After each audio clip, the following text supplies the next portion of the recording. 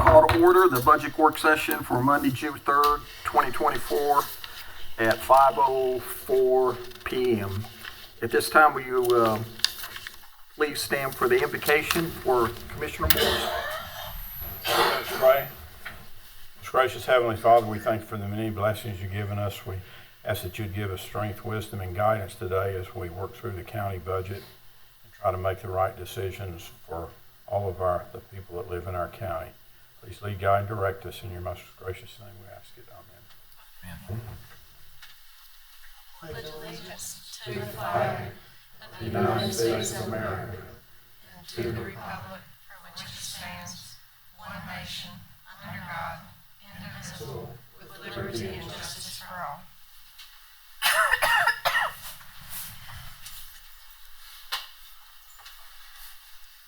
Can I get a motion to approve the agenda? Motion to approve. Second.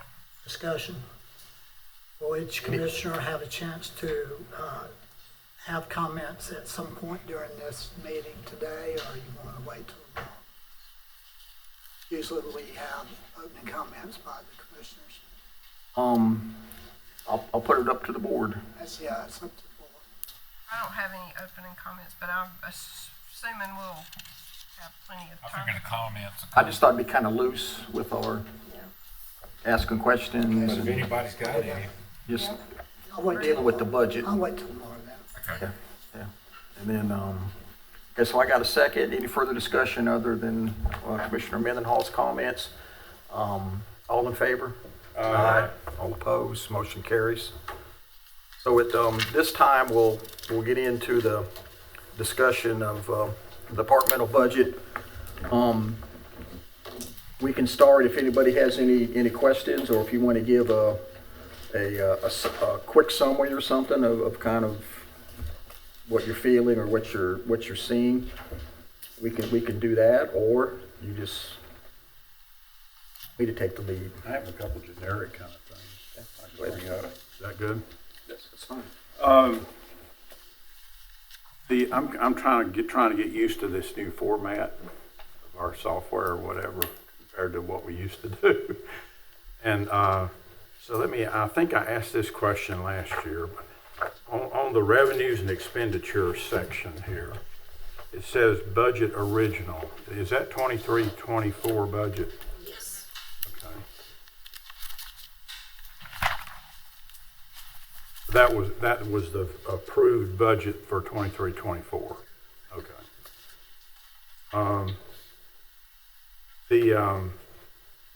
If I'm not mistaken, didn't our department sheets have revenues, expenses, and number of personnel and all that on it, right? It did. The old format. Doing it on Excel spreadsheet. And we are talking now with the conversion where we are going to be able to do that next year, correct? Where we'll have the revenues and expenditures, hopefully, Department. by department. We hope they're mapped it that way. Okay, yeah, because what I was having, I really couldn't figure out how to use this section because it's like a mixture of revenues and expenditures, but without identification of, unless I'm missing something of who it is. That's what they were set up in 99. Of who it is, you know, or what.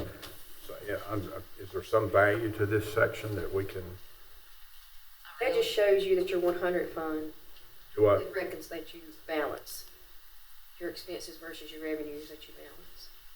Okay, so what is the definition of the 100 fund then? General fund, all of your departments. Okay. Communications, The general fund is 100 and then dot something as a department. Oh, okay, you just can't, well, you can sort of tell on some of them by what the description is. But it's all mixed together. It's not like separated out or anything. Okay.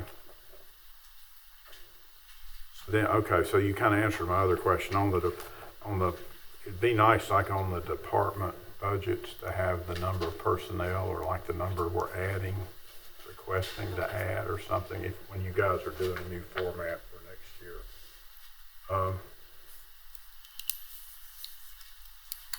See if I had any other generic kind of ones.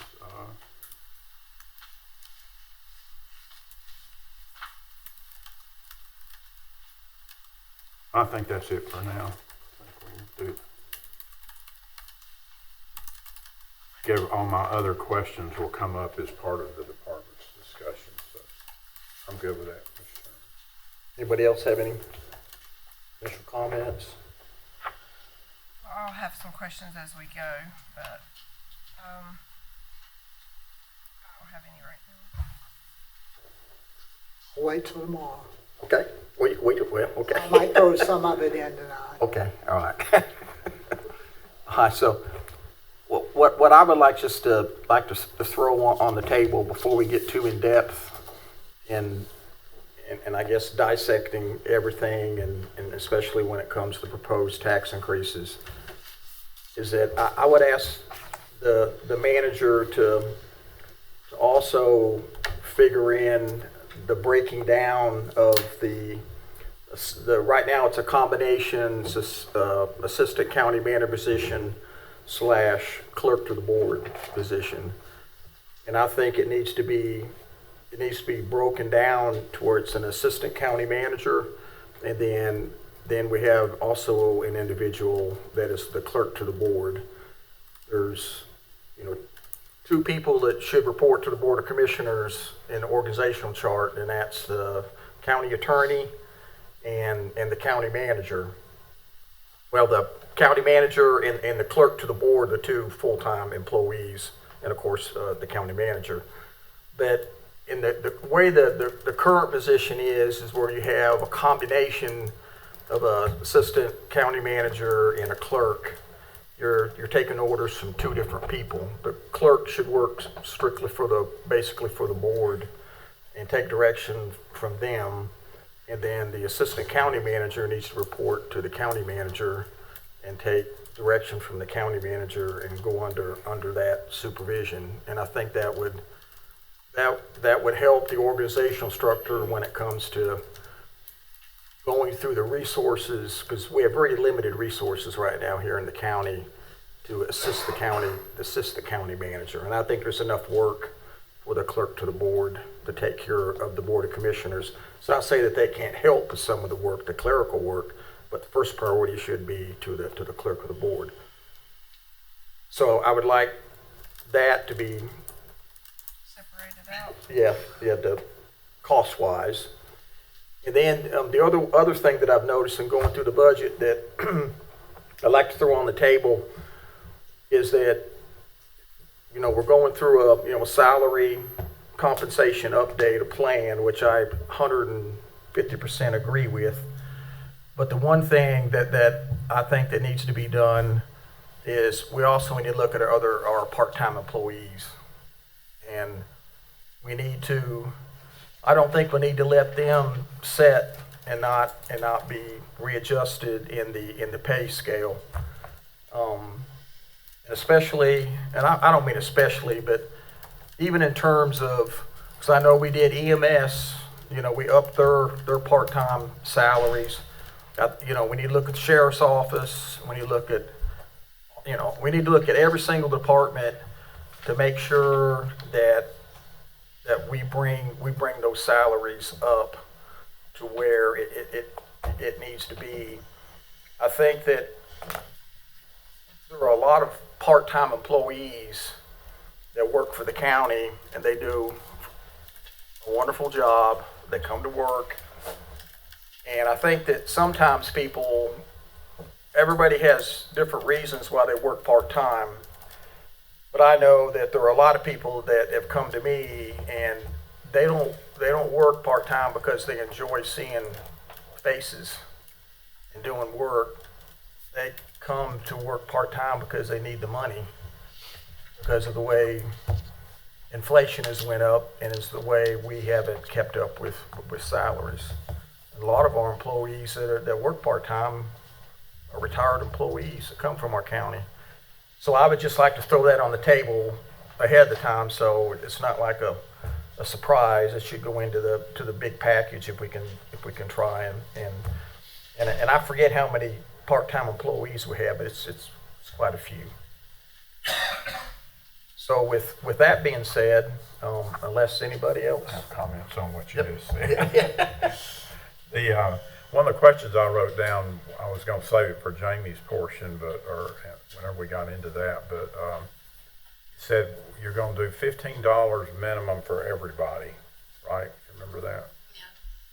So For does all that, full-time employees. only full-time? For now, yeah, that was just a part of the overall, the scale adjustments we were wanting to make, and that only included full-time employees.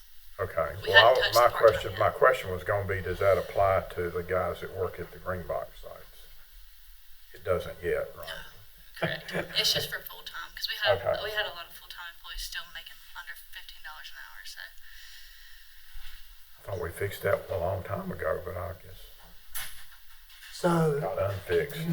excuse me. Go ahead, You got the floor. No, you go ahead and then I'll continue. It's just a question. So do you have any idea how many part-time employees we have right now? That we have employed in Stokes County? So it's over 100. Jamie, 150. 150 on the nose? It's that upper 140. Okay.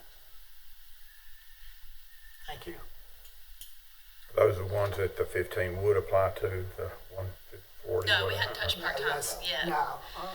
Yeah, you just brought that So up. That was only we're full-time. just saying, full-time employees, no one under $15 an hour.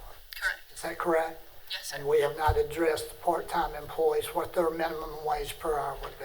No, sir. The So in salaries. other words, when I went to the Green Box site today, those people probably were not making $15 an hour. Correct. Making $10 an hour, What? That's make what $10 an They're hour. making 10. Sir, speak up. Don't be shy.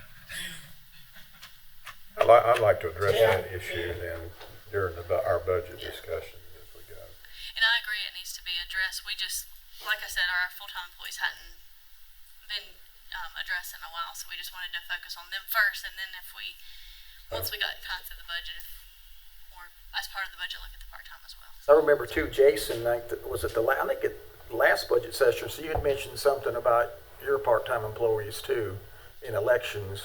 Right, yeah, it's actually, our workers, yeah, we share, instant resource center, we have the same part-time person, yeah. Yeah. You just have one or two part-time.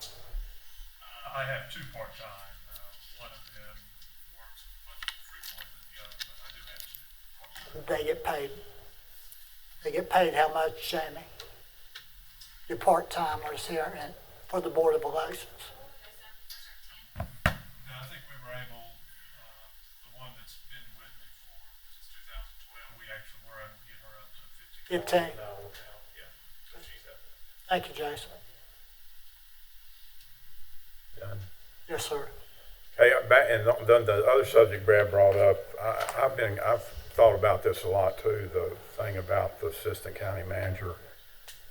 You know, they're really small, there's some really small counties, like one in Virginia I'm thinking of, but then probably North Carolina too, that much smaller than us that have assistant county managers, separate assistant county managers. And I think that's been an issue here for a long time. We've got like 25 department heads close to it, which you referenced in your message, and 25 direct reports to one person is really not a very logical way to do business. And so I would like to also address the idea of breaking that out into an assistant county manager, a clerk, and a county manager. One other twist that I would like the board to think about is we haven't arrived at a solution for economic development yet. We had Eddie in an acting role for a while, and so now he's not doing that. So I think we're kind of suspended in midair, waiting to figure out what we're going to do with economic development. So I would suggest that maybe we take a look at, if we break out the assistant county manager as a separate position, we also make that person dual-hatted as economic development person as well. And we could do that, you know, that could be a temporary thing for a year or two while we figure out if there's a different solution. But I think that would be, you know, that'd be a pretty good job, being assistant county manager doing economic development. You'd kind of be gaining two skill sets at once, and getting experience in both areas. So that's something to think about as we discuss that subject further. Chairman, I'd like to also address that issue then. We're getting ready to hire a new county manager that we're supposed to take on by August 1st, correct? That's kind So of, we already know what their pay range is going to be. Now, we've got Amber, who did not apply for that position. So I'm looking at Amber now, and I'm looking at the rest of the board. You're saying divide the assistant county manager and clerk to the board into two positions, correct? Correct. So are you going to do an even division of the pay scale for the assistant county manager and the clerk to the board? Not necessarily. I'm asking. I wouldn't think, not necessarily. no, I mean, that's, County manager is a higher level position than clerk to the It board, is, but especially if you put I economic wanted development to make with it. sure. But one thing that does, it would save us paying a separate economic development director a full salary, and they don't come cheap either if you get one that's worth their salt. While we figure out if we want to stay that way or come up with some other model for doing economic Well, development. I agree with you. I just want to make sure. Okay. You got clerk to the board here, Mhm. assistant county manager here, county manager here. I just want to make sure everybody was on the same page with that. yeah, because the qualifications will be different Absolutely. for clerk to the board. I just want to make sure we Yeah. were going Yeah. Right, right. with the Yeah. different Same qualifications. Yeah, Also totally would be a different. difference in pay scale. Right. Totally different. And then, so I'd ask the manager too to work with Jamie to, to break out job descriptions of the assistant county manager and the clerk to the board. So at least we're working on that. If it does get approved, then we don't have to wait around. What we've done before is we've had that clerk that could be kind of dual-hatted as clerk to the board, but also administrative assistant to both of the other two positions as well. If that's one way we could structure it. Then one last thought on that is that we may want to make it contingent or somehow set it up where we don't finalize it until we get the input from our new county manager. Sure. Before we finalize and do Yeah. something. I think that's a must. I think that's a must. Yeah. Sounds good. Because if we get a really well-qualified county manager, he may have a better idea, he or she, than that, so. I like to be ready to do that, be ready to do it. Yeah. As soon as they come in. Yeah, when we exit the budget process.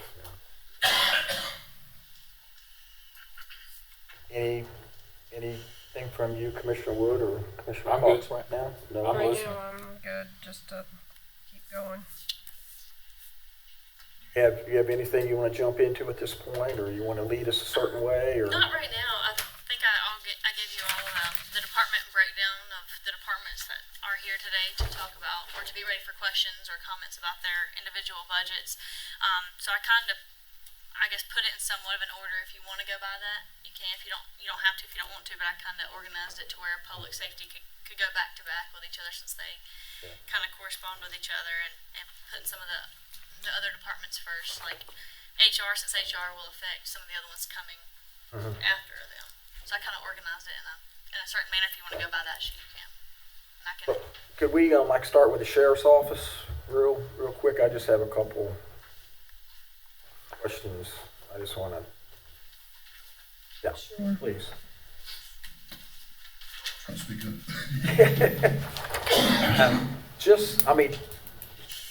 Tell us, quick summary. What is your biggest needs right now? Is it personnel? Is it equipment? Right, so just prioritize it Our for us. biggest need right now is personnel and paying our personnel adequately, not only to retain who we have, but also to be able to recruit outside. I know I talked to most of the board individually. I sort of did my own study and tried to find comparable counties to us, both in size, population, revenue, all that, and was able to get a pretty good number, I think, that would put us competitive with those folks. And then we met with Amber and Jamie, and they had also done some research, and we were almost identical in our numbers that we had come up with. And so I think that was really important, that sort of two independent studies that we pretty much arrived at the same answer. So I appreciate all their hard work there. Our equipment, I'll be honest, we've been very blessed. I've been in office a little over 3 years now, and we've got some direct funding from the state that's been appropriated, that we've been able to get a lot of equipment. We've been able to buy all new firearms. Our equipment for our vehicles are top notch. And so that's another one of the things that I think is important when you're trying to recruit somebody in this line of work, because not a lot of people are getting into law enforcement right now. And that's for a myriad of reasons, but look at the news and that's Wonder why. Exactly. And so one of the things that we really want to be able to do, not only with our starting salary, but also what we talked with Amber with, is to try to recruit folks who are working maybe in an agency they're not necessarily happy with, but they can't afford to leave. And so what we want to do is to be able to offer them a chance that, hey, this is a great place to work and live. And so by making those strides, I think we could be able to do that. And that's both on the sworn side with our deputy sheriffs and in the jail. One thing that we talked about was I'm very adamant about keeping the pay the same, equal for deputy sheriffs and detention officers. They both serve a vital role, and in the past it had been separated. It's currently equal now, and I would ask that we continue to do that. Are you on your part-time salaries for your retired deputies that come back? Are you? I know we're including you in the mix on the review. In the conversations that we had with Amber and Jamie, we obviously, just like she mentioned earlier, the focus was on the full-time. However, I'm certainly not going to say that those guys don't deserve a little more as well. I don't know if, I'll be honest, I didn't do any study on that. I don't know if HR or anybody did.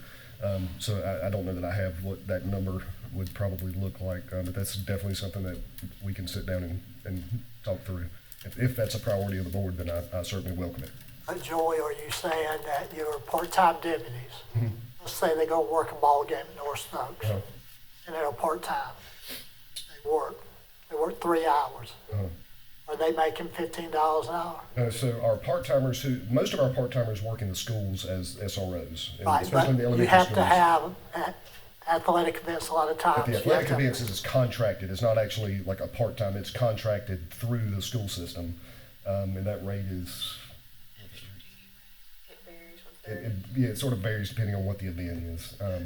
But it is typically more than what the part-time rate is for like working all day, just because it's a shorter number of hours. But that's really two different numbers. Thank you. So all of our colloquially it's known as hustles or whatever, those extra duty assignments, those are just contracted. And you understand, like North Stokes, if we have graduation coming up, Right.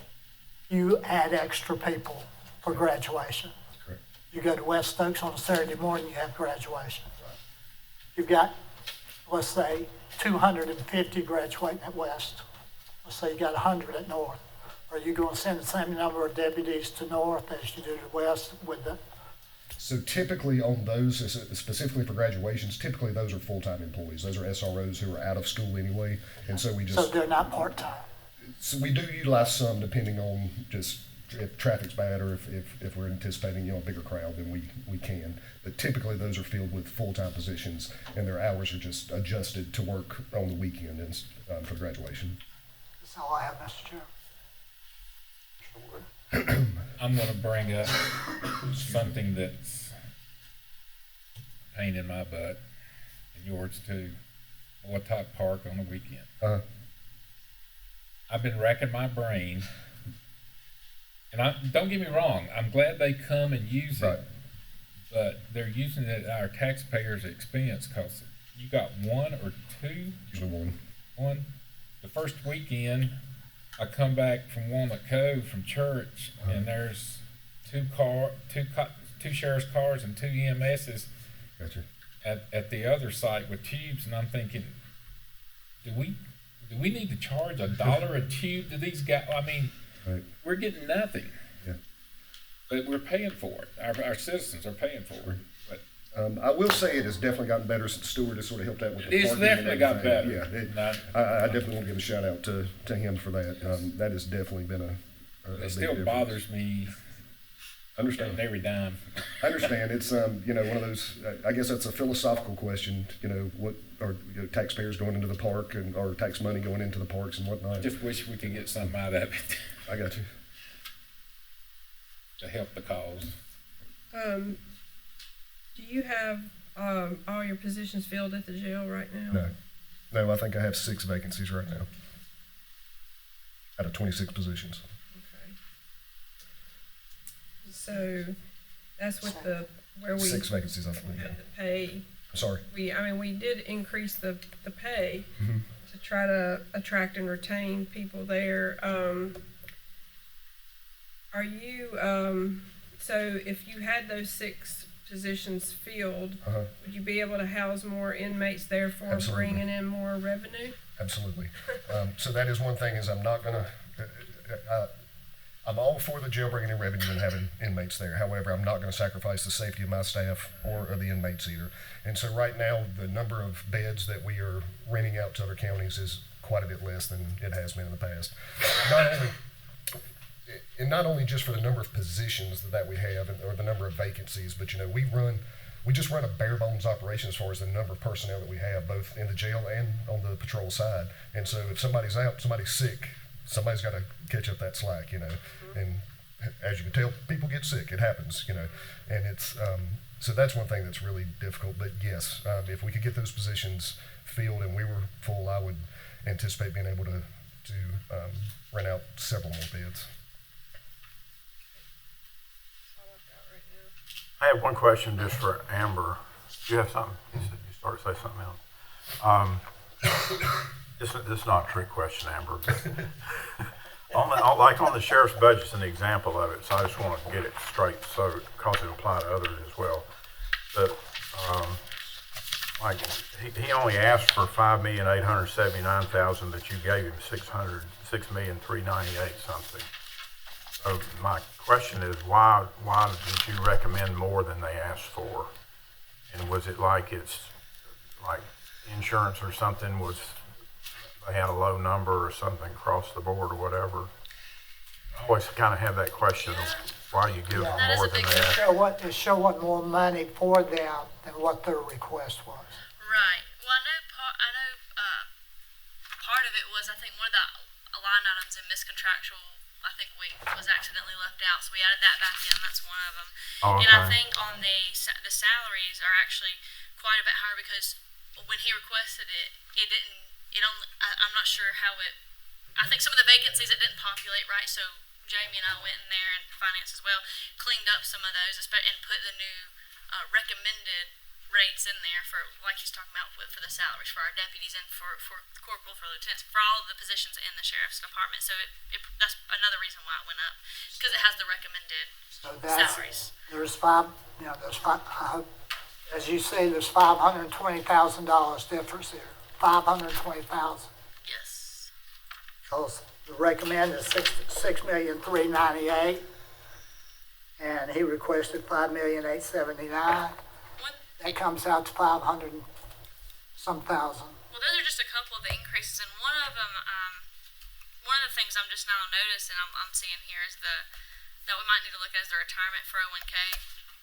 That seems it seems highly escalated. I don't know if finance, do you have she's looking at that? Because I think we might need to change that. That might be a number error miscalculation, because the way that, like Rick said, he's getting used to the software, the way we're doing the budget, and sometimes if you don't have the right, it has vacant positions in there, it may calculate positions that really aren't there. It may calculate the 401k and stuff like that off of that, because it automatically generates some of it. So I think that might be one thing we just need to take a look at. If you see on its line in your budget's 100 4310 102 retirement 401k. It says 503,000, and the request was 117,000. So I know 401k has contribution has changed, but it wouldn't be to that degree. So we probably just need to look at that. That might just be a software error. The biggest one I saw was group insurance, but I figured you had just added that in. Yeah, insurance went up 10%. Yeah. Across the board. We can double check the rate just to make sure that's right, but it went up 10% for You're talking about health insurance. health insurance. And we yes. know why that is. So. Yeah, it went up 10%. We do pay for 100% of the employee's premium, just for the employee. So that's probably why you're seeing such a big increase there. So we don't bog down, would y'all just between now and the next budget meeting or whenever, or next week or sometime, look at any of them in there where you recommended more than what they asked for? Yes. And just make sure that there's not some glitch or something there with that amount. Yeah, we absolutely will. And I don't know the amount or how much it would have been different. I do know that specifically in the salaries, the numbers that we first presented were sort of preliminary numbers that then we were going to sit down and work together on. So that could have been part of that change as well. Okay. We'll just note it if any of the other departments are that way. Yeah, because there's really nothing else in there besides the salaries. Correct. Other than what he requested. So yeah, I bet it is probably just a software error, like I said. But we'll make sure to correct that and come back next meeting with all the changes we've made.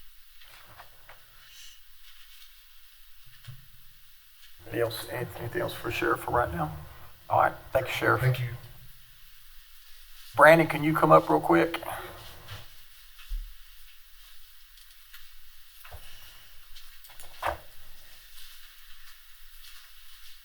How are you? Good, how are y'all? Pretty good. So,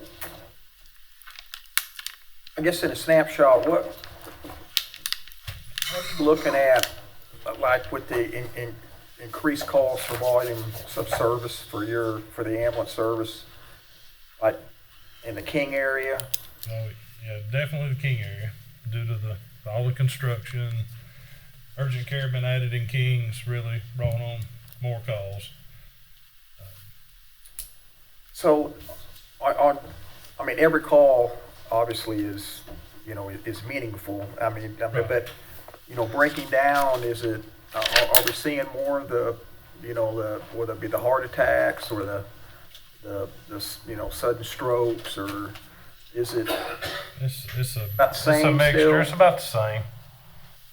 As far as the calls, the type calls we're going on, just increasing, Yeah. of course, due to the aging population and, more houses going up. Then with you're still getting vacancies. Yeah, we're struggling right now. We got 8 openings full time. It's the first time it's been like that since 4 years ago whenever we did the salary increase. Can I ask you, is that because other counties are trying to surpass us and what we're paying? Other counties have met what we're paying, but they work a different schedule. Oh, you're saying it's more scheduled. My personal opinion, and talking to the people, I believe it's the schedule we're working. Our paramedics are working 2,900 hours a year. Every county around us working 2,184 hours a year. So why not go to another county that's working one day off 3, and some of them's running half the call volume we are. So, and I put in the budget for the 2472, but it is a large increase to add because you have to add a whole new shift. So that's 13 individuals.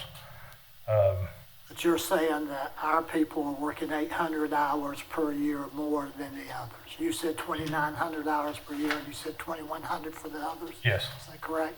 yes. They'd quit working like 9 pay periods, they work 216 hours, and 4 pay periods, they work 240 hours. And the 2472, they'd work 168 hours Thank you. a month, or pay period. Sorry, Mr. Chairman. No, you're fine.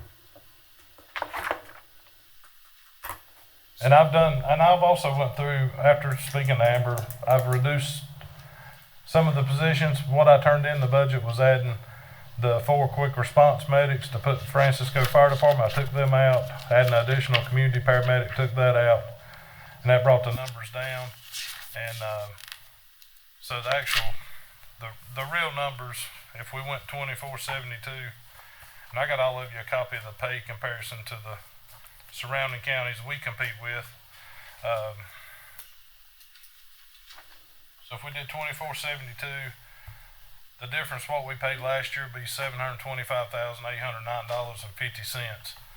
And out of that, we need to take out $100,000 for MOE money. It goes toward the community paramedics, and $70,000 that will come out of the opiate money for the third community paramedic.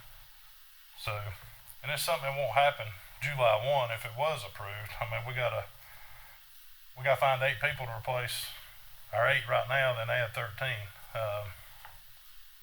Our main goal is to keep paramedics on each truck, 2 of them, because of our long transport time.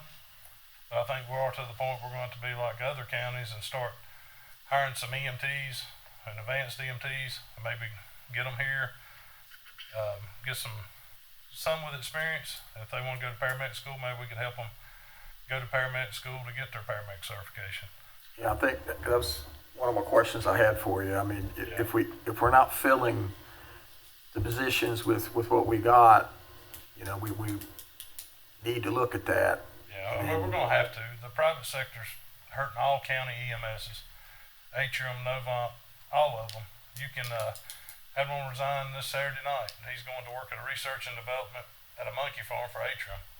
I mean, they're hiring a paramedic to do everything, urgent cares, doctor's offices, and it's crippling the county EMS services. Because why not?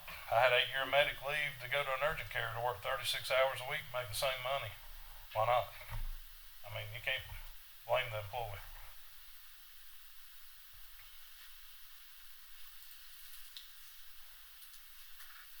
But your solution is, you're saying one solution, if it could come off, would be the scheduling of the hours.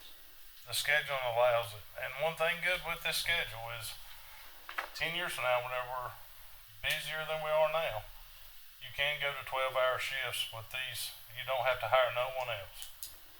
You can go to 12 hours whenever it gets so busy, they're going to have to do 12-hour shifts. I don't foresee it right now, but I do see it, down the road, the future of EMS. Thank you. And I got some, I know Amber was going to give you guys a copy of what I turned in, but I forgot to give her the pay comparison. I got them for all y'all. So you have this every job we have at EMS and surrounding counties.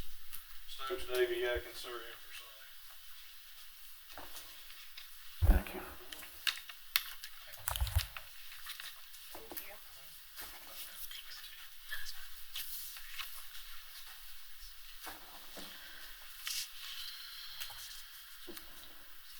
Brandon, what is are you still getting, what's the support level from the volunteer fire departments on EMS calls like at night? If I mean, they have their challenges, and something has to be addressed also, and I know that's part of the fire commissioner's been trying to put a handle on that, fire marshal's office. But I mean, I'm gonna be honest with you, there's sometimes they don't have a response. Sometimes they do. It's not like it was when I started this career. Everybody worked here in the county farming. The call come in, they left. Everybody's in Winston. There's Winston, Greensboro, they got a job supporting their family. The people's just not here, and they do have some part-time staff in the fire departments, but they can't get coverage every day. So there is a need for that also, to support the EMS calls, because I'd say 80% of the calls are EMS calls and not fire calls. Yeah, and I think that's part of the network, the safety net that we got to have all those pieces kind of come together. So when we're running a little bit short or we're really busy, then we have people assisting on the other side. Right. At least get into the scene and try to stabilize whatever the problem is. Commissioner Cox, do you have anything? I don't have anything for Brandon, per se. I think as we get into more talking about the fire marshal's plan and some of that stuff, I might have some more comments, but I don't know what we can do to help other than keep raising the pay or change to that 24/72? I think the pay is pretty, it's comparable to everyone right now around, it's just the hour difference. It's the hours, Yeah, that's where it becomes the big difference. yeah. If we stay on the same shift we're doing, maybe they need to make a little more to, compensate them more than somebody. Yakin's running 6,200 calls a year, we're running 11,000.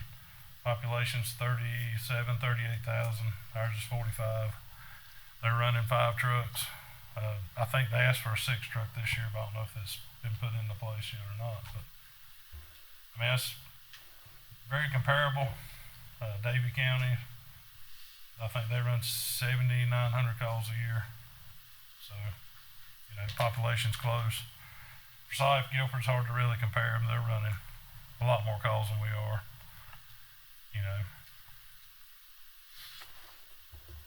Got anything else? Does Forsyth have still a lot of vacancies, even though they've got a much higher pay scale?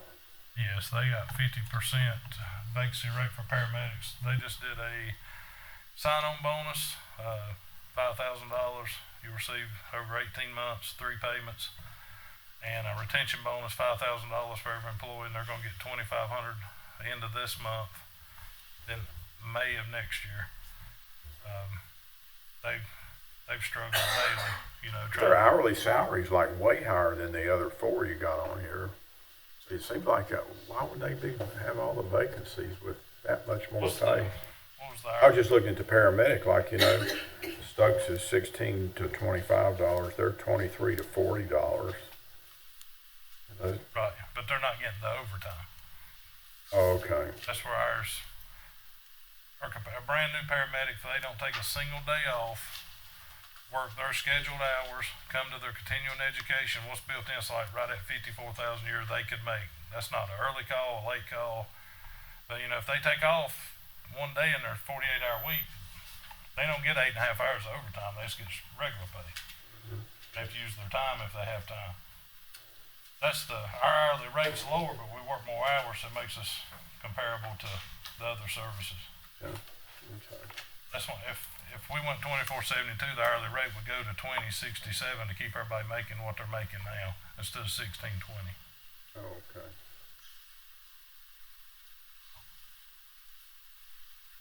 I just want to say I knew that was coming. Where I'm on the trustee board in Forsyth County. I was dealing with Dudley Watts, but they've got a new county manager in now, so I haven't had a chance to sit down with her. But I get a lot of feedback off of our 14 trustees, and they fill me in. Anything, Commissioner Wood, before we move on? So what I got out of this, money's not gonna solve the problem. It's not really money. It's basically the schedule. It's going to cost the county money to add that. You can't find more time unless you spend the money to get another crew. Right. You got to have the 13 people to do it. Plus That other fill. schedule just translates to money, though. Yes. Yeah, on the county side, yes. When you divide the hours by the dollars, it. Right. Well, I get a lot of overtime. Yeah, the overtime would really go way down. Right now we're spending a lot in overtime. Once you go to that, you're going to reduce overtime. I think it was $1 million last year. It's going to go to about $650 a year. So you really cut out a lot of the overtime because they're working closer to 160 hours a normal person's schedule. Normal 40 hour. We just need to understand the net effect of all that, then, basically. All right, thanks, Brandon. Thank you. Scott, you want to come up real quick? How much can you afford?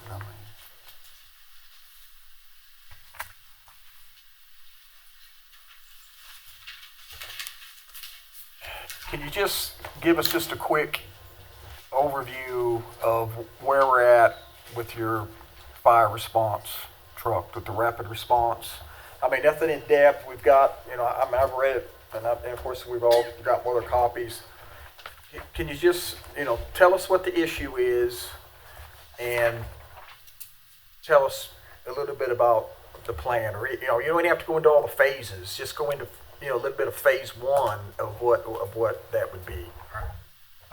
Like I said, it's in the packet that I gave y'all. It kind of lays out where the increases were in our budget due to adding a response truck, trying to do 2 trucks 24 hours a day. When we met with the fire chiefs, we had most of the fire departments were there. Most of the fire chiefs were involved in the meetings. We discussed during those meetings of the phases that you were presented in the other packet that we would add, initially try to start out with a response truck to get boots on the ground, get some help out. In my budget packet, I initially proposed 2 24-hour trucks. That was a large increase. We knew it was going to be, because when you start looking at turnout gear, a set of turnout gear, $3,500 for coat and pants, you're looking at about $6,000 a set. With adding enough people to do 2 24-hour trucks, that number was pretty high for just getting started. A lot of the stuff that was in the response truck program, we obviously, like Brandon said, with his stuff, it's not going to start July 1. This would be having to build into this program, because with the 2 24-hour trucks, we're going to have to hire 12 people. So we're going to have to get those in, get their equipment ready. So it was going to take a little time to build that program up, and to get it started. So there was some increases in our budgets. Obviously, the salaries was a big increase. When we met and talked about it, part-time, that's kind of something that's hard to figure on a new program coming in. So I figured worst case scenario with part-time is if we had to work a part-timer every day. Obviously, that's not going to be the case. But that was the only way to even get a number just started with that. All the rest of it was kind of, incidental stuff. You had, like I say, the biggest thing was the salaries and the part-time program and that increase. Some of the other stuff was like I say, the SCBA bottles, SCBA, the Scott Air tanks. That's pretty big cost when you start breaking that out. So that was where a lot of our increase come from in our budget. Like I say, when I met with the fire chiefs, and we come up with a strategic plan that you all were presented. That was the first step of what they wanted to see happen, was getting this response truck up and going. I presented it in my budget that way, and that's what was requested by the chiefs. And then as the strategic plan plays on out through the years, was to look at staffing fire departments out of the service district tax funding.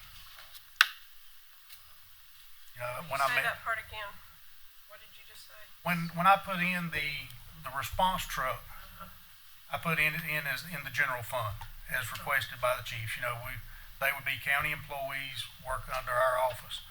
Then the strategic plan that was set forth by what the chiefs had talked about was that they would work on staffing stations in the next 5 years out of the service district fund.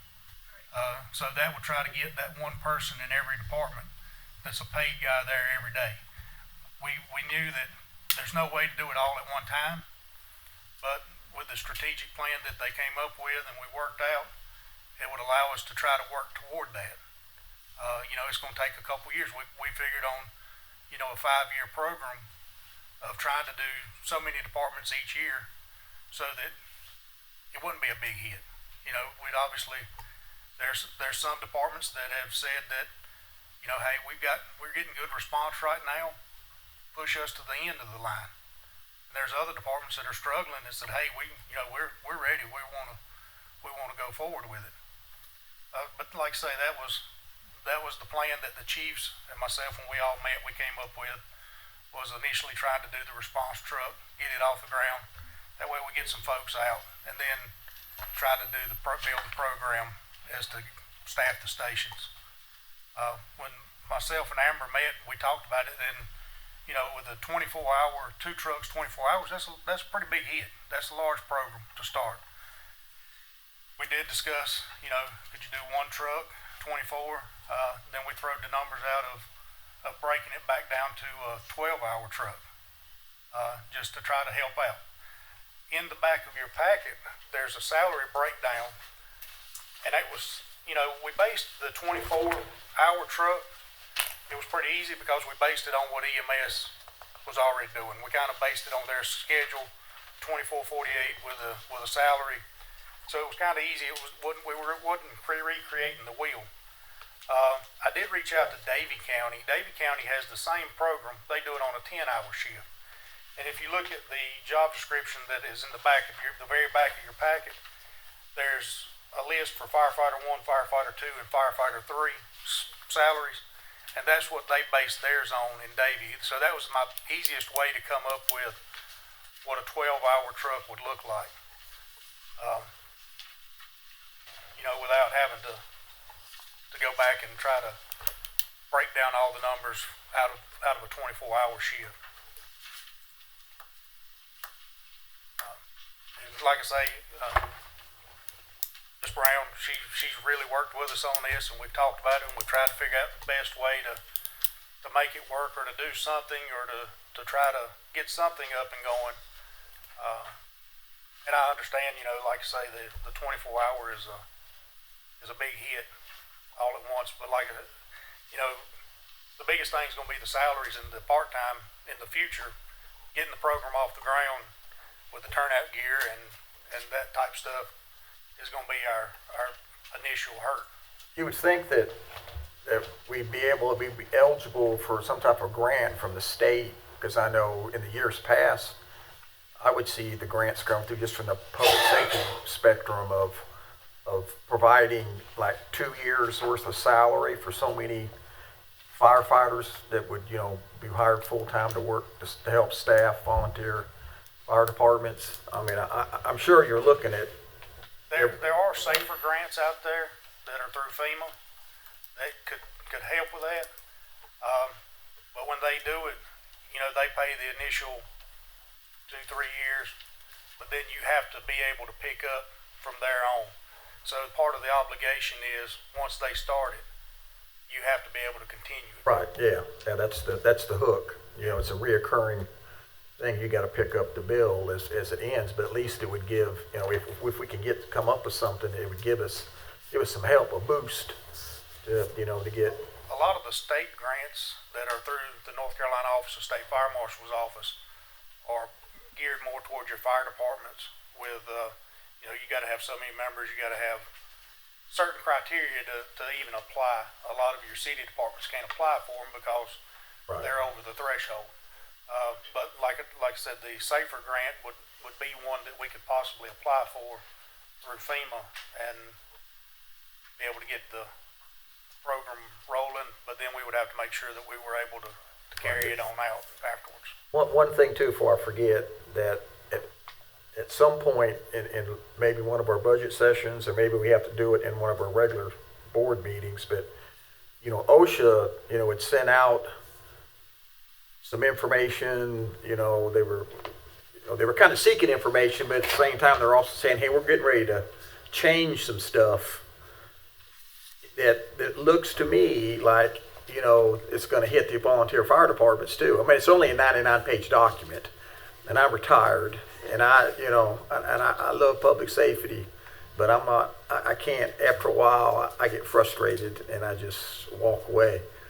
So I think we need to be briefed what's the impact of any to us money-wise if this OSHA thing comes into play.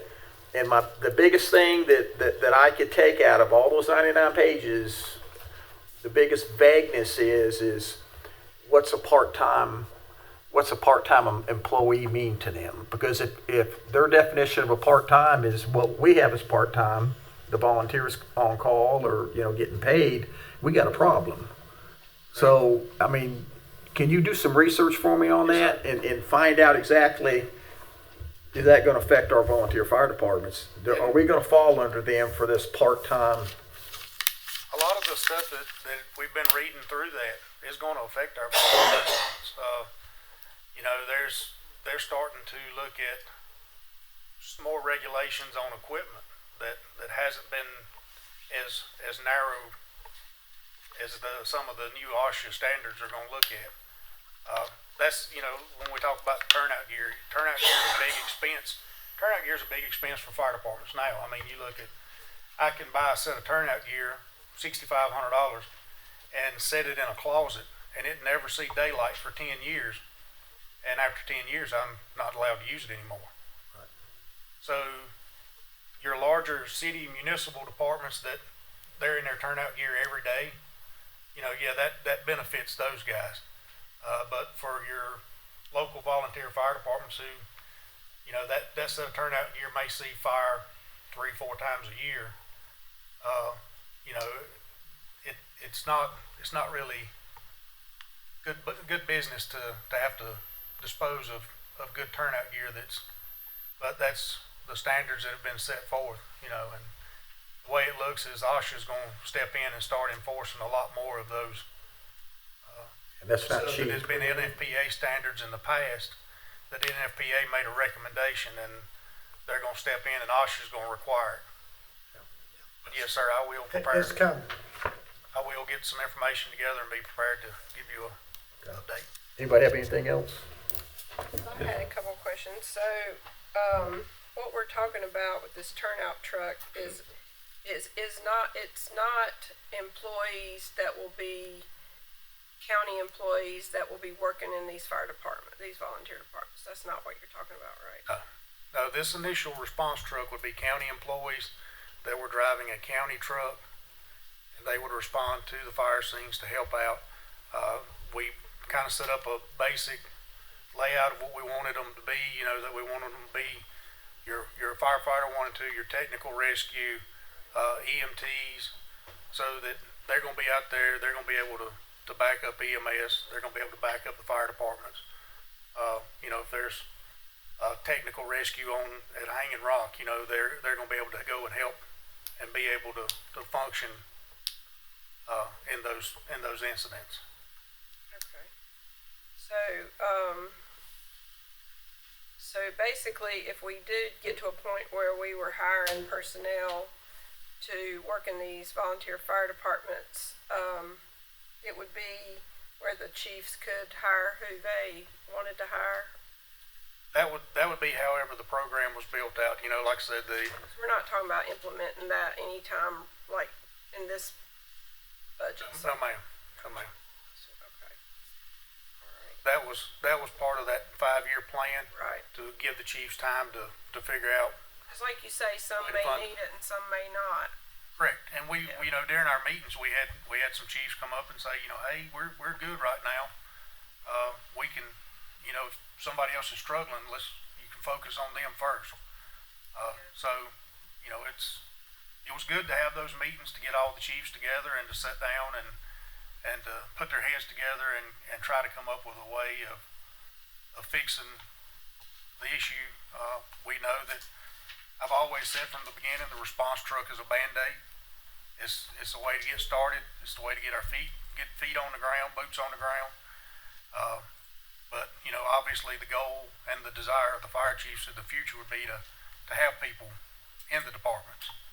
Right. And it seems like to me, based on even what Brandon was saying a while ago about 80% of the calls being medical and not fire, that when you talking about personnel at these, that if you did decide to hire personnel at these volunteer fire departments, in addition to maybe their training of firefighting, they would need that EMT background as well, or cross-train or something to that effect if they're running that many medical calls.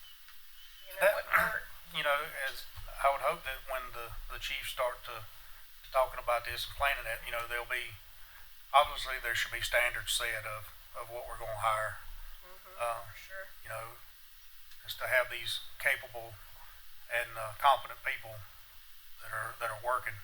I think too that, because, we probably won't get it done by July 1, but, we're going to be reviewing the fire service contracts. And I think there's changes that have got to be made. So I think that can tie into. Right. I don't have any other questions right now. Thank you. Anybody else? Just one quick one. So Amber, you recommended, he asked for $1.4 million and you gave him $417,000, your recommendation for fire marshal. That just keeps everything like it is without all this stuff we just been talking about, right? Correct, yeah, that's without the response truck program. And his request, it includes all that stuff you just talked about, Yes, right? yes it is. Okay, got it. Good. The only other thing that I would like to talk about with the fire marshal budget, if I can, for just a second. Right now, I have two guys that are rotate on call every week. They rotate every week. I did have it in my budget to add a part-timer to our staff in the fire marshal's office to kind of help when one of them's on vacation or one of them's away at training, that we could bring somebody in to help supplement that vacant position, being as we are a small department. That was one of the things in there. Or the other thing, right now they're both receiving comp time as, if they come in after hours. And I didn't get a chance to talk with the county manager about it. Maybe something that we could look at in the future would be maybe doing away with the comp time and just giving them overtime, being they're on call so often and going out. They build up a lot of comp time that, with us being a smaller department, they don't get to burn it as easily. So we're having, sometimes we were just rolling over comp time and they were having to be paid out. You have an idea right now what they're carrying as a balance? I do not, I'm sorry, I do not right at this moment. Yeah, I mean, we need to get her Jamie or whatever, whoever can pull out the data to see, what type of balances we're looking at. Because with the comp time, depending on what side of FLSA you stand on, it automatically starts occurring at a time and a half. Like with law enforcement, it goes, like 177 day cycle or whatever it is, and then over that, and then it goes to time and a half. So, I mean, eventually, it's the same thing like with a lot of time with holidays. People want to save the holidays, and then when they retire, they want to retire with 60 holidays that we got to pay them out at. So I think sometimes, we could meet in the middle. But, yeah, just get the statistics, and we'll take a look at it. That was just throwing that out as a possibility of trying to help out with the comp time that they accrue. You were referring to the Fair Labor Standards Act, is that correct? Mm-hmm. Yeah. So that's we'll take a look at it. Yeah, for sure. Thanks, Scott. Thank you. Thank you. Can I get where's their communication director hiding back there? Matt. I'm here. Come up real quick. Just a couple quick things and.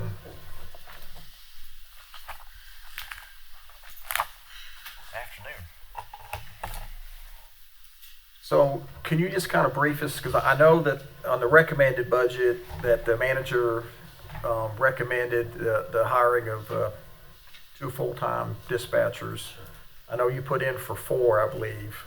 But can you just give a short, because you're all at the first point and a lot of time the last point, of interactions with, the citizens when we're calling 911, whether it's sheriff, fire, ambulance, whatever the emergency is, whatever the contact is, it's coming into your area. So can you just tell us a little bit what's going on in your center why you need Sure. more people? So I'll kind of start and go back to last year when last year's budget was what I considered like equipment heavy, or does that make sense? And when we went We're out, so outdated. yeah, well, we went out and we got new software at $500,000 and some stuff that needed to be done equipment wise. And I told the county manager, I said, we're going to take a budget cycle and look at staffing and personnel and pay. And my philosophy was we've done a lot of good things in there equipment wise. We need to start looking after people who run that equipment. So one of the things that I asked for was another position, 4 positions that would be 1 per shift, we would be going from 3 on a shift to 4 on a shift.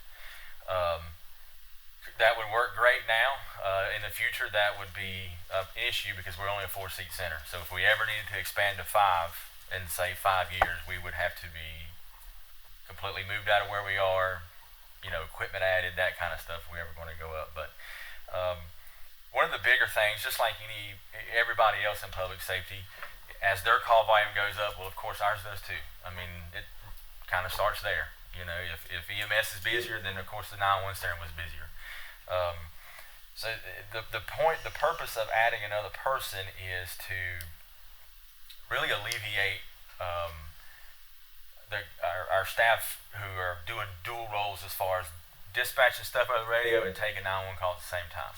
We're trying to really alleviate the call taking issue where people are dispatching a domestic in Sandy Ridge and King PD is stopping cars and there's a fire somewhere else, but they're still taking calls at the same time and try to do both. And we really need to take some of the call taking burden off of the dispatchers and so that they can focus really what's going on out in the field at the time. So like I said, I asked for 4. We asked for 4 last year also. We settled, we didn't get anything, but so we came back with 4 again. Me and Amber talked about, she approached me, said, can you make 2 work? As maybe 2 this year, 2 that next year, or whatever. And we can absolutely make it work. And they would pay on some kind of split low peak hour type thing. That's kind of where we'd start, 10A to 10P or 11A to 11P, something like that, where they're covering the peak times of the day. Other than that, as far as our budget, we didn't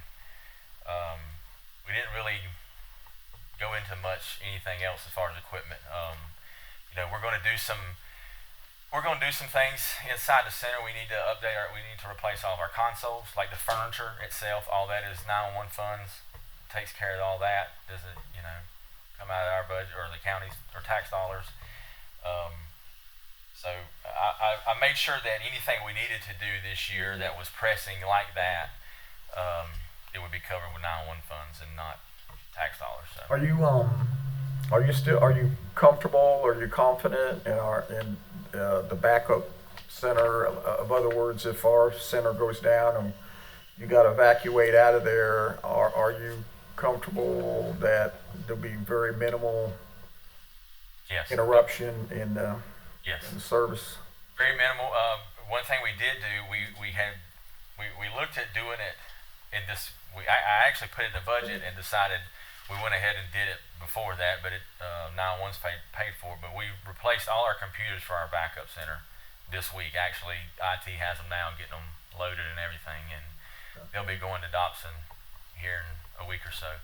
But I had budgeted for this upcoming budget, but went to the 911 board and said, hey, we kind of need this now. How much will you pay for it? And they ate it all. So. I know in Fayetteville we had to do at least once a year, but I mean, do you do a practice run of? Yes, sir. Like shutting it all down? Yeah. Well, yeah, to a degree. Only because of the functionality we lose a little bit in Dobson. We do all of our phone testing, all of our CAD testing, all of our radio checks and that kind of stuff every year, annually. All that stuff's recorded. It's required by the 911 board. That's legislation that we have to do it. And they come up and they check. So that's all I got. Anybody else? I just want to make sure, Matt, and I'm looking at this here, both sides, just to make sure, Matt. And I understand your concentration on personnel this year versus equipment. Right. The 4 positions, the recommendation was $1,591,147, and you requested, or the request was $1,419,655. I'm assuming that is things like social security, tax, insurance, salaries and wages, et cetera. Amber, is that correct, or where is the difference there? Yeah, that's the only difference is what you just mentioned, the salaries and all the associated fringes and benefits.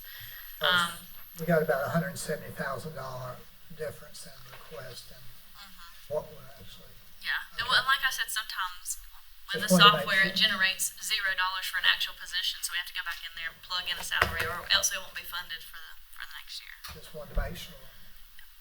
That's all I have, Mr. Chairman. Anything, Rick? Thank you, Matt. Thank you.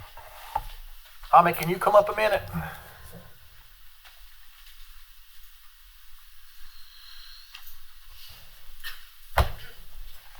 Good to see you. Good to see you, sir. I know this is the first time you really had an opportunity to come under the lights. Been flying under the radar. Well, that's the way I like it.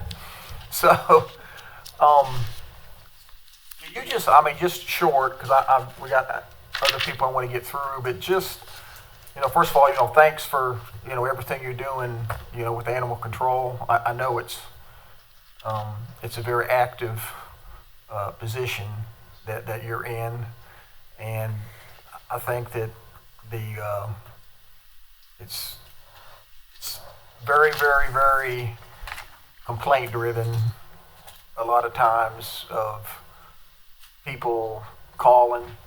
I'm not saying sometimes it's not deserved, but sometimes it gets to be, there's a lot of good people that do call, and we appreciate it, but I know that's a lot that goes on between, the cats and the dogs and anything in between. So have you, I know typically when you take over, an organization, it, usually take about 90 days to kind of get your feet on the ground and try to figure out kind of, where the weaknesses are and where you want to take the things to make it better. Have you had an opportunity to kind of put? I have. Just to let y'all know, we've got the play yard up to date. Reading 52J has been a big issue, which is our regulations for the state. So I just sort of take 1 or 2 a week, read it, walk through, and see where we're at. And a lot of them we have not been there. But just to be honest with you, we've not been there. So the play yard was one of the big areas because that was built with donation money. So I actually got it open this week. Got it inspected, and got it where it's open, and we can actually start using it now. That's So on the left as you go in. Yes, sir. That's That's to the face left of the building. right, So yeah. we got it up to code and up to regulations. Got the floors redone, finally. So that's all been taken care of now, so we have no more issues with the floors. Got new gates put on, because it was getting to the point you couldn't open the gates because they was eating, well, they was 40 years old, they was eating through the metal poles on the top where they'd slid down. They were about cutting too, so we got those replaced. Getting fans working on the dog box with the garage. None of them was working, so we're getting those working now. The landfill, glad it was close, because I have literally cleaned out probably 25 dumpsters full of just stuff that we couldn't use, stuff that didn't need to be there. So all that, me and the staff are now getting into the point of changing some things, how they've been doing things in the past, the way I think we need to move forward. And I include them when I sit down and talk to them, because they're the ones doing the job. Right. But I see, as far as like regulations, of sort of how we're scooting around the edge on that, we now are, no, we need to start doing this to become within regulations where we need to be. And that's my biggest thing with 30 years law enforcement background is, this is the way it's got to be. Right. It's just got to be this way. That's just the way it is. So I'm getting there. I'm started working on policy and procedures for the shelter, because a lot of that changes is going to be there. So we're moving forward. We're doing good. Call volumes jumping up. Getting a lot of gratitude from the community that has called in the past and said they didn't get nothing done, and now we're going out and actually serving the community like we need to serve the community. And we're trying to serve the animals along with it. And like I said, we're not a proactive organization. everything is ours reactive. Everybody, it's a phone call. It's somebody calling, complaining about something. So a lot of it is misinformation that's been given out. A lot of it is in the past stuff wasn't done correctly or just wasn't done, period. And I don't work that way. I'm not letting my staff work that way. We go out, we try our best. We're returning phone calls. We're making sure we get to people. If we can't get there today, we call you and let you know, hey, we're going to be there first thing tomorrow. Can we set an appointment up to get over here to it? So that's, to me, you got to respond to people. You got to talk to people. Yeah, communication's key. Communication helps. It not just Ashley call and say, hey, the guy's got 7, 8 calls. You know, I don't know when they'll get to you. I've told the guys, when you get these calls, if you can't get to it today, you still call and let them know why you're riding through the county, because I couldn't figure out the call volume, but I've started learning. Law enforcement, most calls, 20, 30 minutes, you're done. Because when you get there, everybody's there. And you just deal with the call done. Most time we get there, the dog ain't there or the cat ain't there. So now we got to set a trap or something, or we got to go back, or we've got to ride around the neighborhood to find it. Like, I had a horse that got loose, found it. Well, come to find out, horses, and I've raised horses, but you know, horses, they don't stay right at the pasture when they get out. Mm-hmm. They decide they want to go down the road 5 or 10 miles and walk around, eat the big greener pasture down there. So now you got to ride around the community to figure out where it belongs. And I had to walk a horse back about 5.5 miles to its rightful owner. So, and put it back in the pasture and fix the fence because they was at work. I said, I got your fence fixed for you, and horse is back up. So that's good. You know, that was a 3 or 4 hour call that me and another officer was tied up on. So I started learning why the call volume takes a little bit longer for us. I know I've talked to the manager about it several times, and we just make sure that we have a good documentation of the number of calls that are coming in and what we do, because that's vital, especially, you know, because we do reports now. So it's vital to get, you know, where we're at now and where we need to go, because that will help too when it comes to budget time. As what I'm doing, and just speak on that. So what I'm at now is because the new system that I'm getting will help with that. Will be a whole lot more documented on that. The old system, looking at it was not put in right, wasn't done right. But now, so my administrative assistant who answers the phone, dispatches all the calls, she logs every call for a dog running at large. Every call that we come in for somebody calling about, asking about a bat, or calling, hey, can we do this? So that's every call she takes. So every phone call that comes into that station, into animal control, is wrote down. Every call we run on weekends is wrote down. So all that's generated on a report, on a monthly report from her of what we do, how many animals come in, how many dogs, cats, any other animals, how many calls we received to dispatch out, how many traps we went out and set. All that's generated, so I can document and show every bit of it. But I made sure, because I told her, I said, there's no way I can justify some things. So I got to have this documentation to be able to justify it. So we are now doing it so I can justify what I'm doing and what I'm asking for. Anybody got anything else? Comments, questions? Oh, yeah.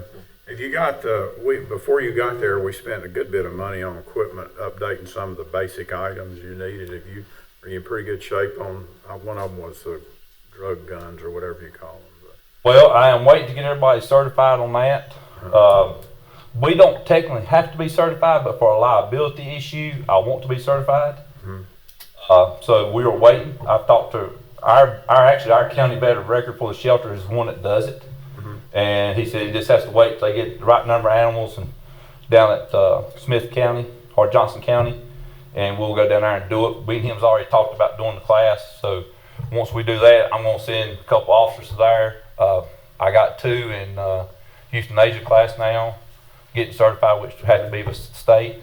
All everybody's certified rabies vaccinators, so we've got that going.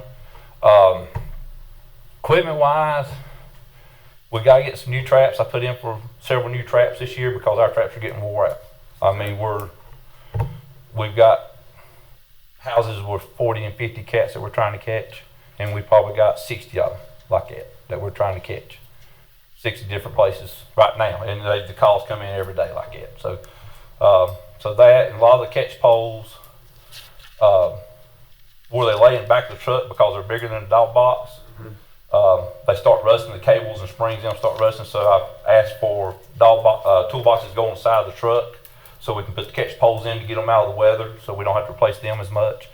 I did do equipment list, went through the whole facility. After I got it clean, after 2.5 months of cleaning, I went through the whole facility and done an equipment list of what all I got, so I do know what I have now at the shelter and what's on the trucks. And I'm trying, the goal is with this budget is to get every truck equipped exactly the same.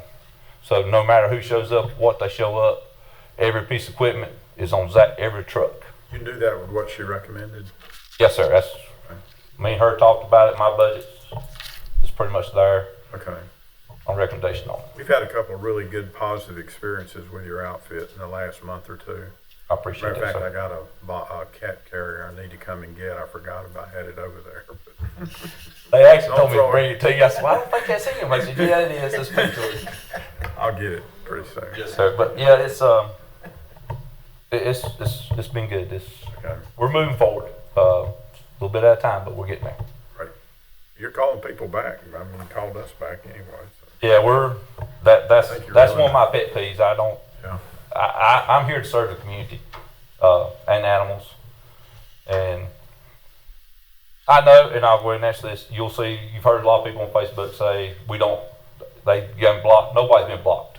We just quit allowing comments. Yeah. I'm not here to push negativity. To me, the Facebook page is set up to put owners back with their animals, or to put new owners with the animals we got, not for people to try to stir up trouble. So I just done away with comments completely. And here you go, you see the pictures, you can call us now at the shelter. Makes sense to me. And I just don't promote negativity. We did get back on Pet Finder. Couldn't find out when we started working with it that we started trying to set up an account. They said, well, y'all already got one.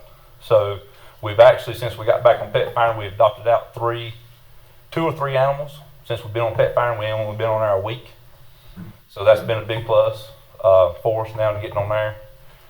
And we're trying to still work with a bunch of rescues and get up. Because we got a lot come through. If anybody needs a pup, I got about 10 of them. Well, no, I got about 16 of them right now. Around there, so. For a dull moment. It's not one bit.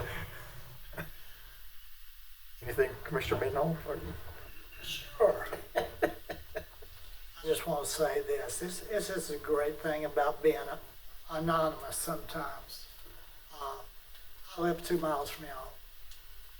So I come over and do the green box site most time over there. So I came by not long ago and walked in, looked around. Didn't have no shirt on for identifying myself, so nobody knew who it was, which is great. And just want to say, I was in there several times before you came. Thank God you took care of the floors, the cage and everything. It looks 100 times better. I'd say you probably did 30 green box dumps instead of 25. It's close. Really took care of that. And you want to know something that is even better? Yes, sir. Since we named you, I haven't had one call on animal control. Thank you, sir. I'm going to tell you, I used to get a ton, and I've not had one. That was the whole plan, was to get it run like it's supposed to. Great plan, man. Thank you, that's all. I agree with him. I like quiet. Mr. Cox. Yeah, I don't have any, I just appreciate the job you're doing there, and we hope that we can have a new animal shelter, more space and more room for 60 cats at each location, or whatever. we got about, I would like to invite y'all over for what me and my staff have done. I'd like for y'all to come over and see it, like Mr. Mendenhall said. They've put a lot of effort into clean that facility. We spent, before the floors got done, we spent probably 5 hours taking Clorox wipes and cleaning off the frames. When's a good time during the day to do it? Just In the about morning, in the morning. Usually anytime after lunch. Usually or in the morning, it don't matter. We clean in the morning up to about 10 o'clock. Usually from 8 to 10 we're cleaning. After that, then they're just working with the animals, trying to do this and that back there. But like I said, I invite y'all anytime you want to come through because I think we have made major improvements You to the still facility. have a pretty active volunteer group coming? We do not. We've got just a couple, 2 or 3, but I push a lot towards false. I think that is one of the biggest, smartest thing the counties have ever done. And when you start talking to other county shelters, they're like, yeah, I wish we had something like that. Because they are tremendous to us. As far as getting animals out, I mean, even with them being full, where we done the floors and stuff, they took a lot of animals from us. With them being full, Emily and them are still working, trying to help us adopt our animals out with their animals. And it's just, the working relationship with them right now is tremendous. And I think that organization deserves everything they get for what they do. As far as our back, I mean, as far as taking from us, it's tremendous. And so we push a lot towards them because we are a county shelter and they have people walking dogs and stuff, and we do what we need to do at our facility and with our staff. And but like I said, we have tremendous help. We had a group come in this morning. A lady and her daughter comes about once a month, and I got 5 little puppies that now that the play yard was open, they sit in there and wore them puppies out, and I can actually sit down in my office and do something today instead of hearing them barking all day. So it was a great thing. I mean, they was out there playing in the play yard with them for over 2 hours and just wore them pups out, which was the best thing in the world because they've been in a lot. It's just hard to walk an 8-week-old puppy, 10-week-old puppy. But they sit out there and play with them for 2 hours now that our play yard is available. So we got one that comes in on weekends. She is Melissa. She is super nice, super great. Comes in, helps us clean, helps on weekends, helps us clean. And we got a couple more here and there that pop in, every other month or something like that. And we got a couple that does laundry, which is a tremendous. I mean, they come. We got 2 or 3 that comes twice a week to grab the laundry and roll and transfer it out, which is tremendous help. So I appreciate everything they do. That's good. I appreciate everything they do. Co-locate you with Foss pretty soon here, hopefully.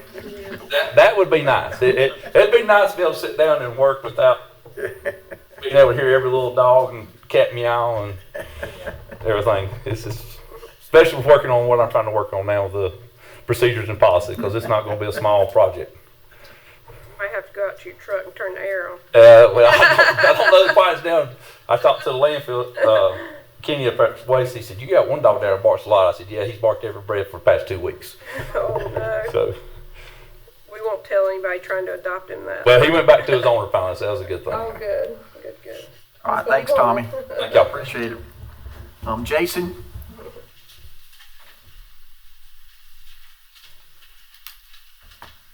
How are things going in the election office? Oh, good. We're preparing our move here sometime in July to be determined, but continuing to work through that and obviously ramping up for the presidential this fall. Do you have an estimated time or a more firmer time, I guess, is when you'll be fully operational in your... No, just in July. Yeah, we're I've been working with Stewart on some things in Glenda and getting some security features over there from River Street. So yeah, looks good over there. We'll Amber's been talking about a ribbon cutting of some sort. So yeah, we'll get everything moved in, work out the kinks, and come on over. Sounds good. All right, thank you. Thank you. Okay, well good. Appreciate it. Easy peasy. We appreciate you coming. Oh, Laura, you want to come up just for a few minutes and tell us what all the good things and what are the needs you have? Well, I think we covered most of my needs, and I didn't really increase a whole lot or much anything. I actually decreased one, and we got 4 part-time employees. I know we were talking about that, and I have brought 3 of those up to $15. So I was able to do that within the budget I had, and we've got our pretrial, and Judge Puckett is working on a plan that if you're on probation and you're not working, you're going to work 20 hours week community service. So I'm vamping up and getting my part-time people ready for that to happen. So hopefully we can have more trash picked up and more things done throughout the county once they get that in effect. But everything's going pretty well down there right now. Don't have any complaints. One question.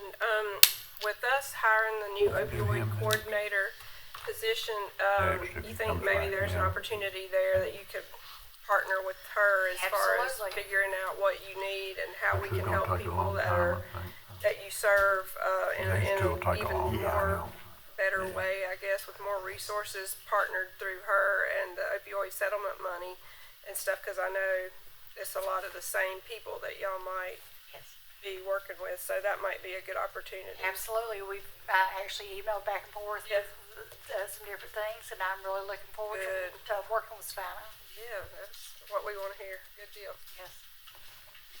That's what I was hoping. Yes. I don't have any questions for her. All right, thank you. Thanks. Matt, you want to come up? How are you? Good. So tell us what all the great things and what you need. Or were you going to give us? We're going to give you. Tell us all the grants you got. Well, some of the works I can't talk about just yet, but coming into this process, it's funny. This is actually my second budget. My first one I did for Brunswick County before I left, but so coming this process, I just kind of wanted to keep things going the way they were, and learn the budget, learn what we need, and and I worked with my administrative assistant Amy on this, and I kept everything the same as far as operational budgets. Operational money, and the only thing that was different was some salary increases. One that was it was already approved when I came here in February, and then we have a new livestock agent, which our salaries are a little bit higher than their predecessors, and then we have a 3% legislative salary increase through the state. That through our MOA with the county, the county will match that percentage that we're getting from the state as well, and then that's about it. There's one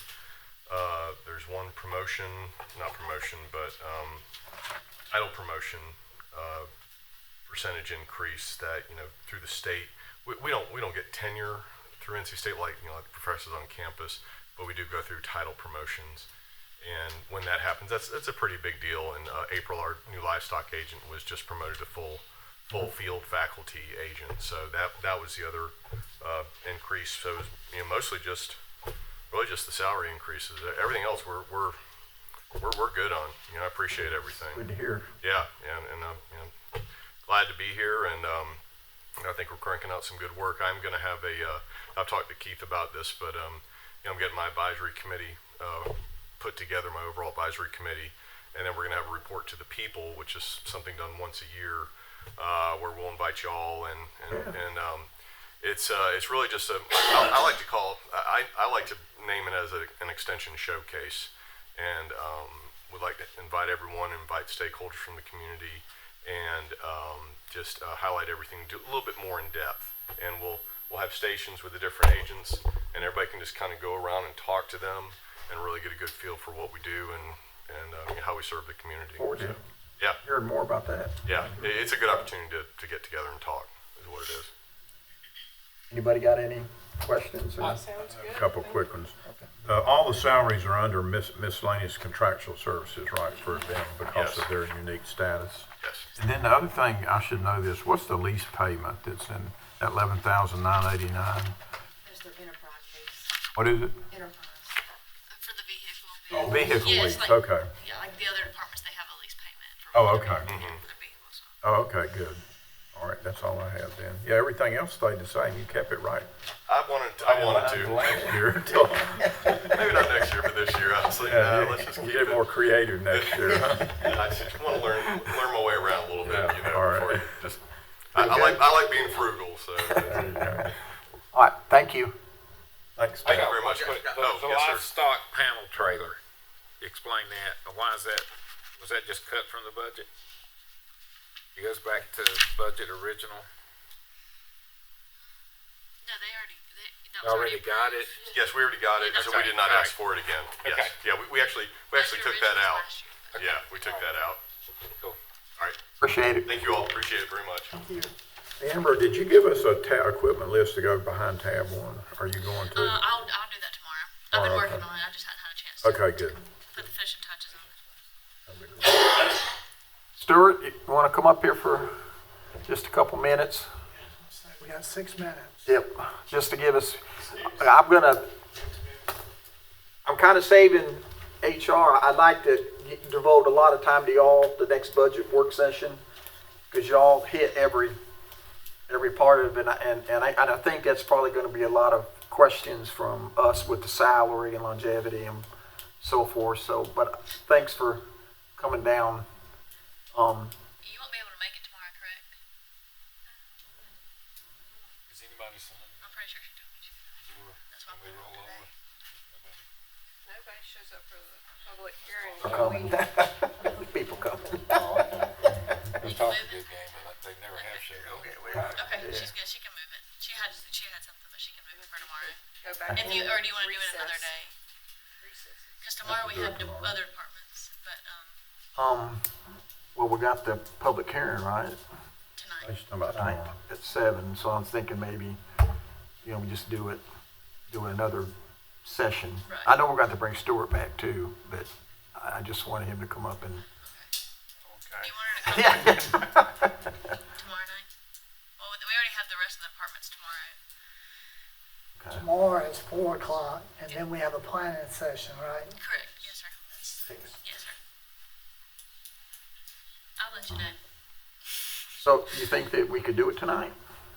I mean, If you're just talking about, her department without any of the other HR stuff, Okay. then yes, like as far Okay. as just okay. HR, Okay. not as in the longevity and all the pay scales and stuff like that, Yeah, then you could. yeah. But not no, I don't think the Yeah. longevity and the pay scales and stuff. That's what I want to talk about. Yeah, that's what I want to hear. I know what they do. They do a Just lot. put her off till a different time. Just put her off till a different That's time. fine. Yeah, okay. Hit it, Stuart, for a couple minutes, and then I'll have some follow-up for you. I kept everything pretty much this year. Wasn't a lot of changes. I think it was a little bit in part-time salaries. We went up. The truck for the solid waste.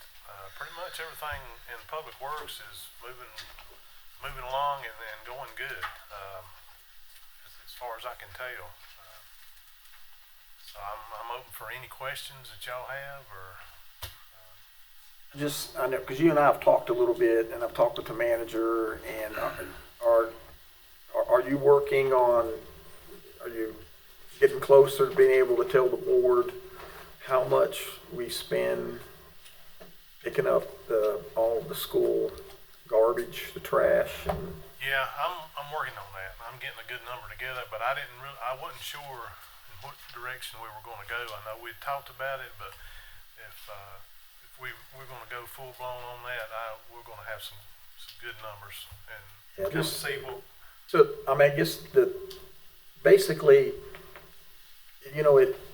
it dawned on me one day talking to somebody that we provide all the garbage service. We pick up all the dumpsters and all the trash and, take it to Winston. And as we need to know factually how much money we actually spend on the school system.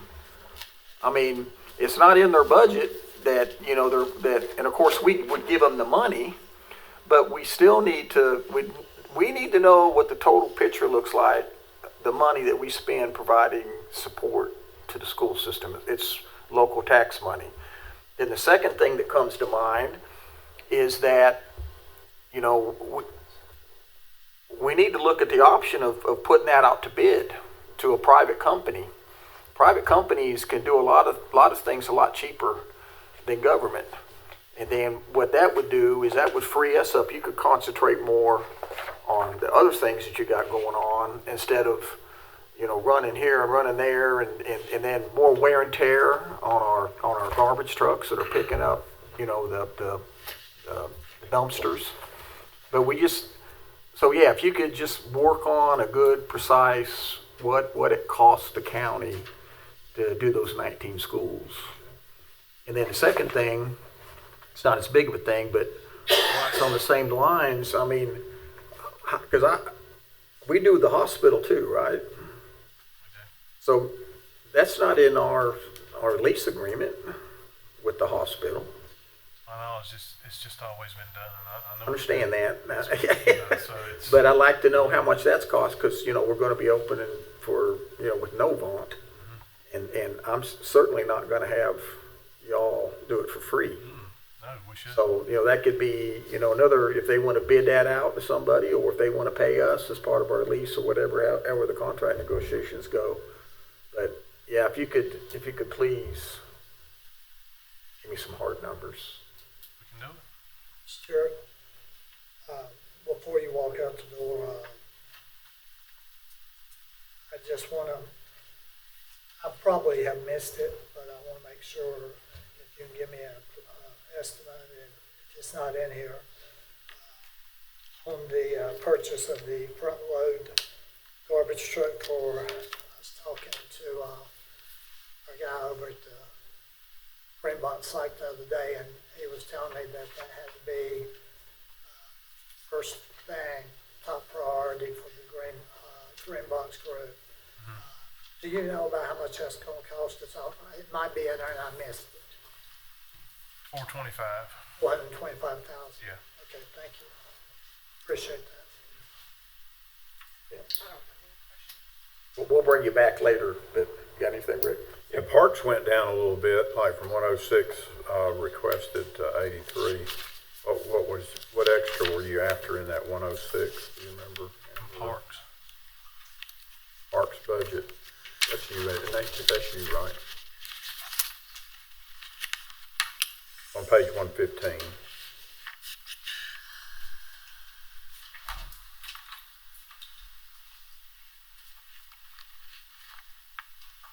Which line item is that?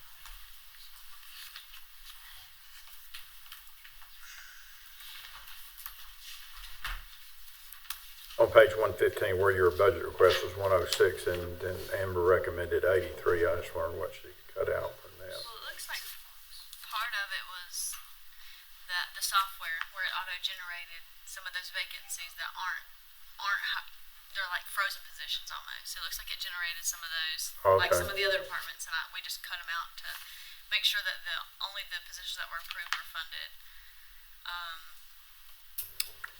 And then he also put in there, under equipment non-capital, requesting electric heaters for the bathrooms at Moortalk Park.